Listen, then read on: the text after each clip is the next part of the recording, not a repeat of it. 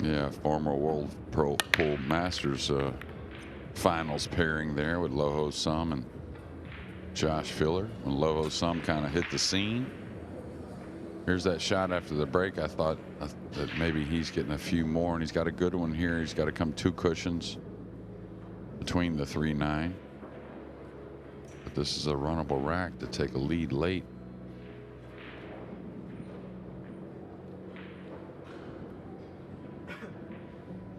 By the way, that dark horse of mine, Chang Yulong, 3-0 up on Hayato Ishikata. He doesn't get down over the cue. He can be very deceptive. He doesn't look anything as a player, but he brings it. Yeah, well, once you see that stroke, you change your mind quickly and realize he knows exactly what he's doing. Real nice shot there. He's going to have to play a 5-7 combination here in a few swings of the cue, but really shouldn't be much of a problem.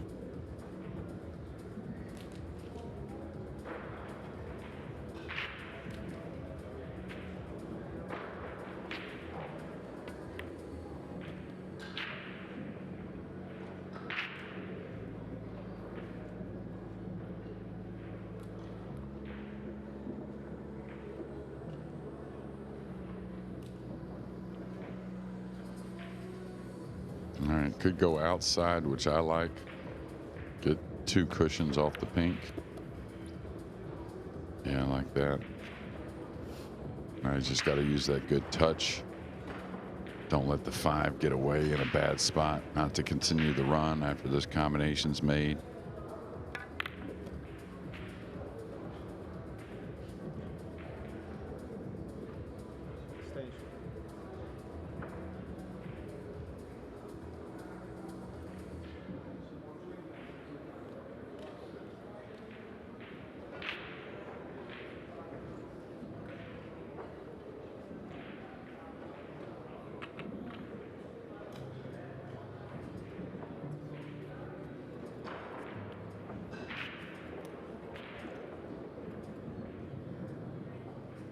After this shot, I'm going to give you a big result. Dennis Grabber of Estonia has beaten the world champion Carlo Biardo 10-3. Well, it was probably one of those matches where Carlo just didn't get a lot of time. That's what the score kind of tells us. And we know Dennis very capable against anyone at any time. And just wondering what's going to happen at the end of this match here. Lots of lead changes. I don't think there's been a 2 or 3 game lead since very, very early in the match. Last 2 rack lead. It was Atencio's at 3-1. Well, Atencio grabbed the lead back here at 8-7, or as he should anyways, with a break and run here at a crucial moment.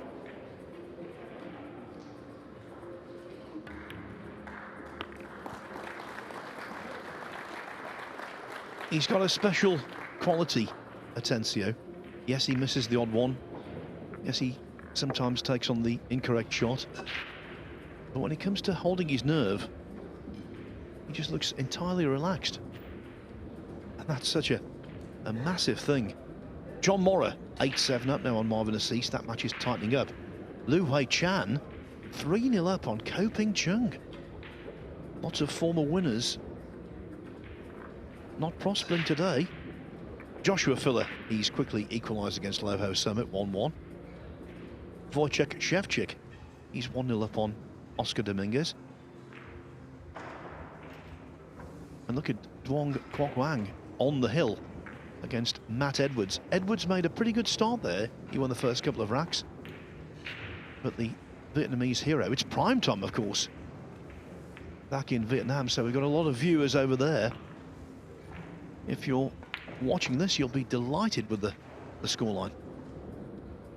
Chris Reinhold and Sullivan Clark in a real battle. 6-6. All tied up as well on table 4 on the Matchroom Pool YouTube channel. Win Antoine and Mustafa Alda, 1-1.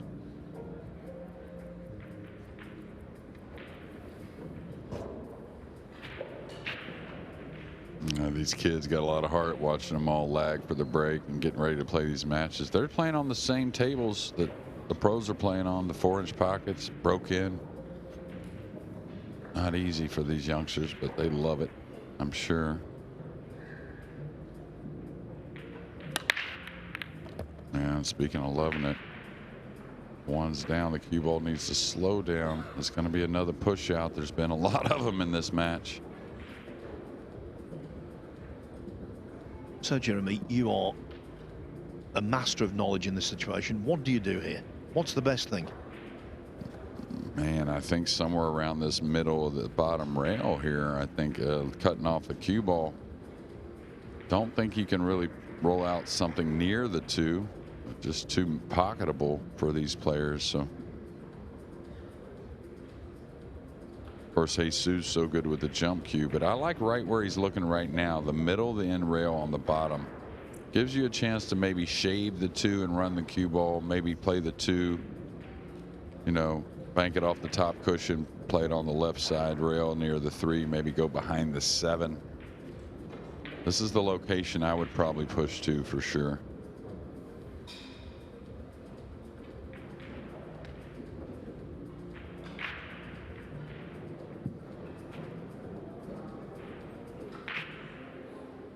This match has been quite lengthy.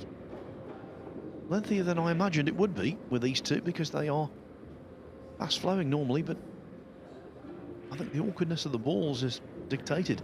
And the break, as you say, the break for both players simply hasn't worked. No, and they've made the one at a high rate, just really haven't had a whole lot behind it, you know, so not wanting to give an inch.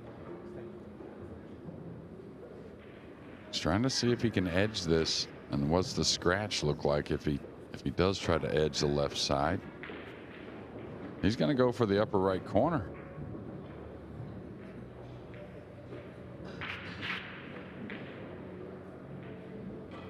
Taking so much time that the other commentary team are here chomping at the bit. Carl Boys and Scott Frost, they'll be doing the second match, which is Ekland Kachi against Kopin-Yi.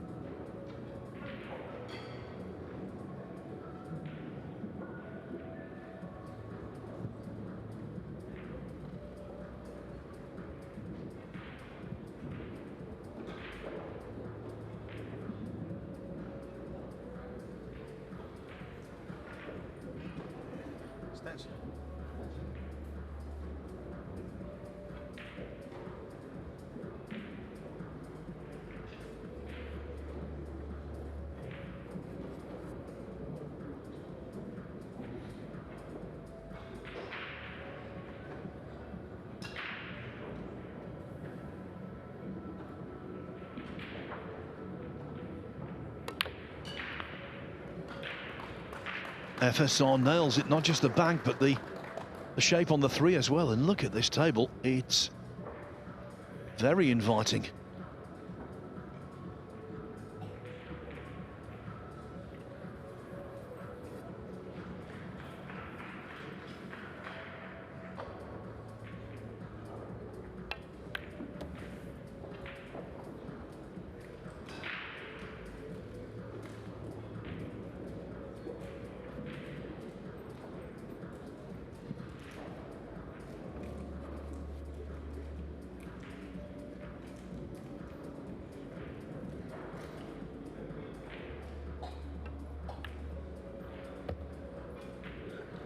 If, as seems highly likely, Sanchez Ruiz does win this rack, it will mean they've tied it up for the 6th time in the match.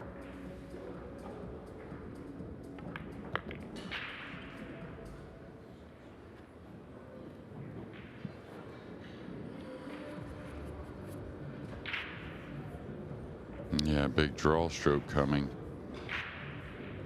Looks like he's falling pretty well on the 7. Just got to command the speed a little bit. Yeah, sweetly struck.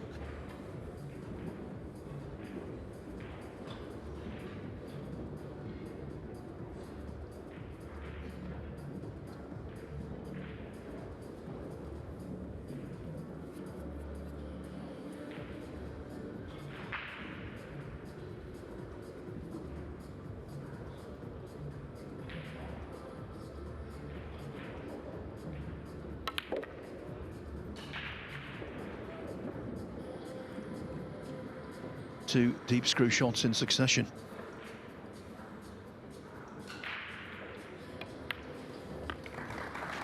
And it's 8 racks each. It was 3-3, 4-4, 5-5, 6-6, 7-7, and now all square again. Just a reminder that the Shane Van Boening Junior Open begins today. These juniors so enthusiastic when they're not out there playing. They're practicing in front of us, and you can see they're thoroughly enjoying themselves.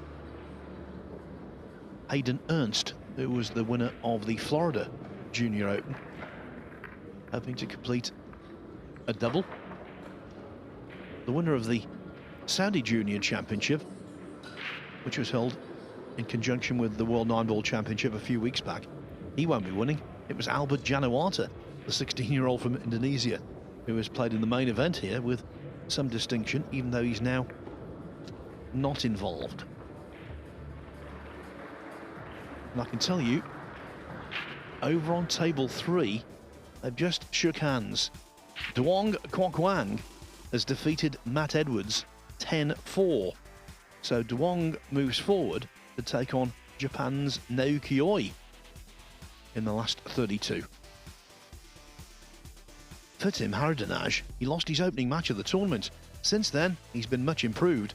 And today, well, he's been superb in taking a very quick 5-0 lead over Brandon Schuff.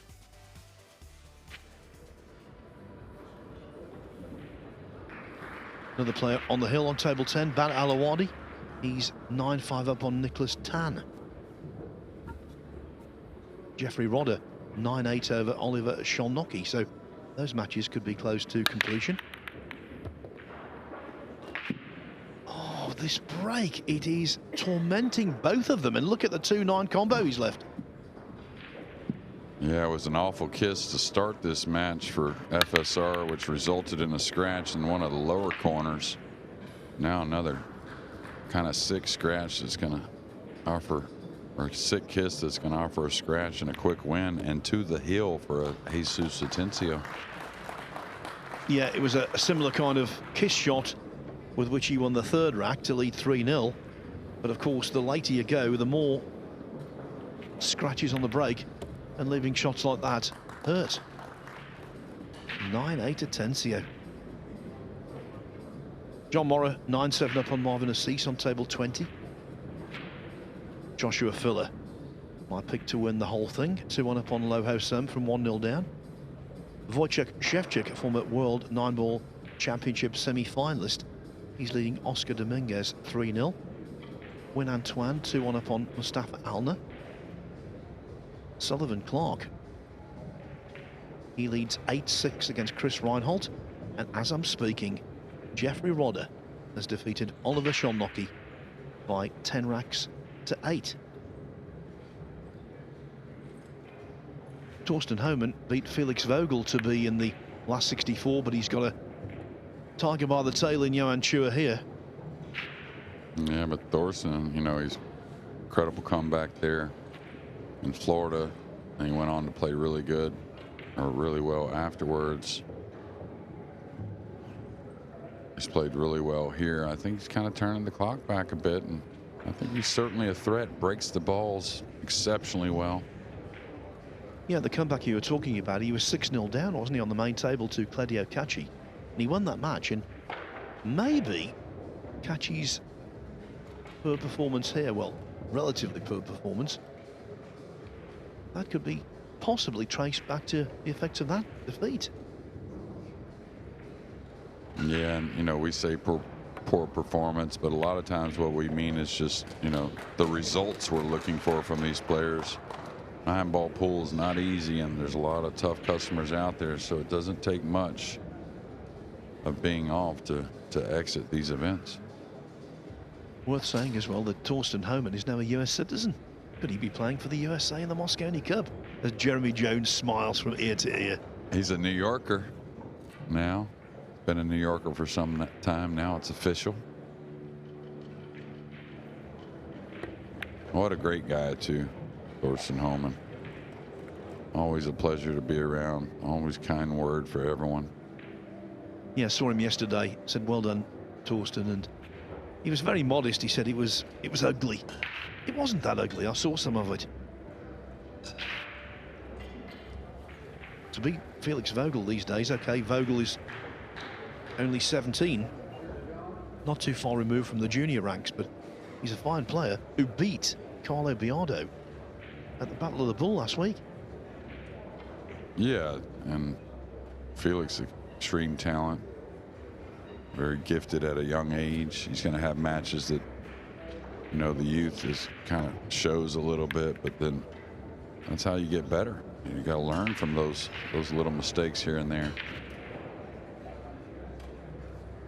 Another result, Badr Alawadi of Kuwait has beaten Nicholas Tan 10-5.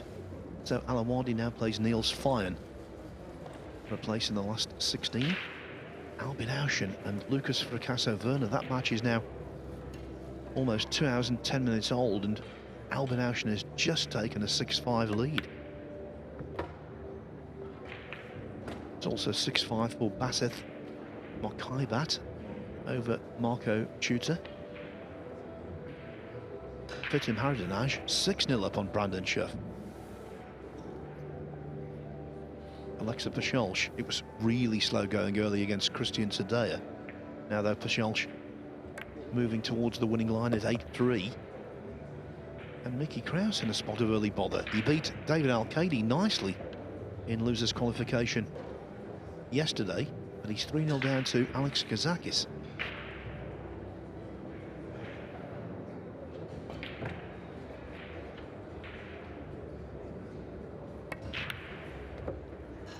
So FSR decided to leave the arena there.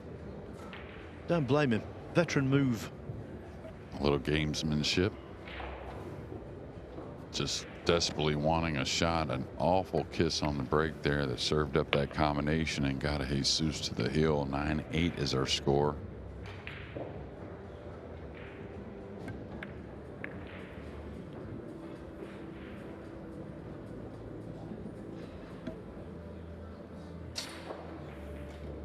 It's where you want to be, Jeremy, breaking on the hill. I was there last night, Phil. Didn't do me a whole lot of good. I'm joking, but sorry to open that wound. Yeah, I feel a little better about Jesus getting the one down. Oh, caught the top jaw. Dry break. I've seen that one before. And I think he can make the one.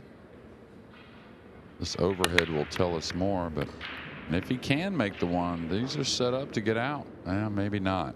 Maybe he can't make the one. But the 2-8 combination, very playable. Rarely do you see a match involving two players of this ilk,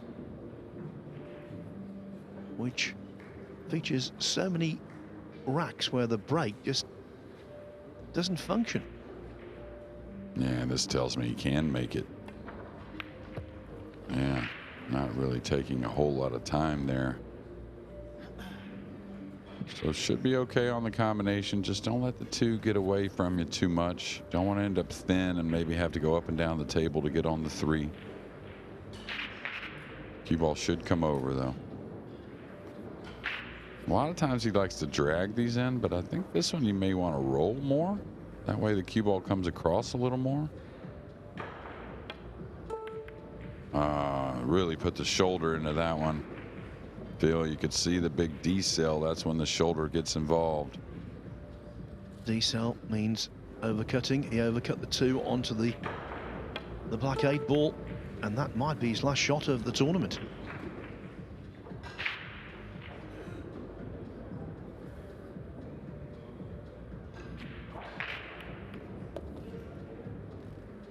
Yeah, these are set up pretty kindly, and again, whoever wins this match is going to be happy, but kind of want to forget the way it went down.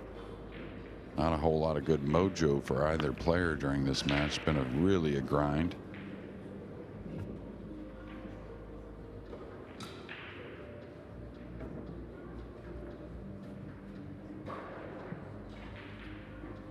In this session, we've seen the 2021 champion Carlo Biardo exit.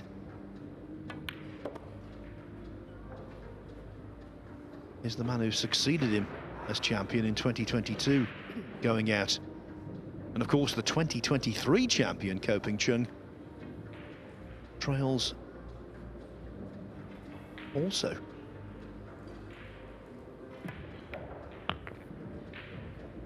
And years ago, you know, there used to be a lot of players labeled as grinders, you know, get through these events. Nick Varner was one, I thought, that really exhibited that. But these days, I don't really think that mentality, it can get you through some matches, but don't know if that mentality can really get you through to the wins. Just too many great players looking to put some racks together and knock you out of the event.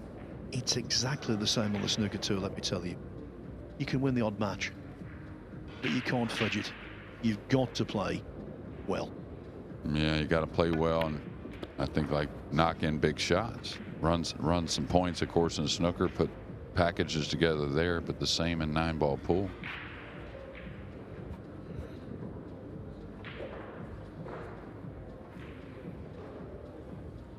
Not a match to savour in terms of its fluency, but a result very much to savour for Jesus Atencio.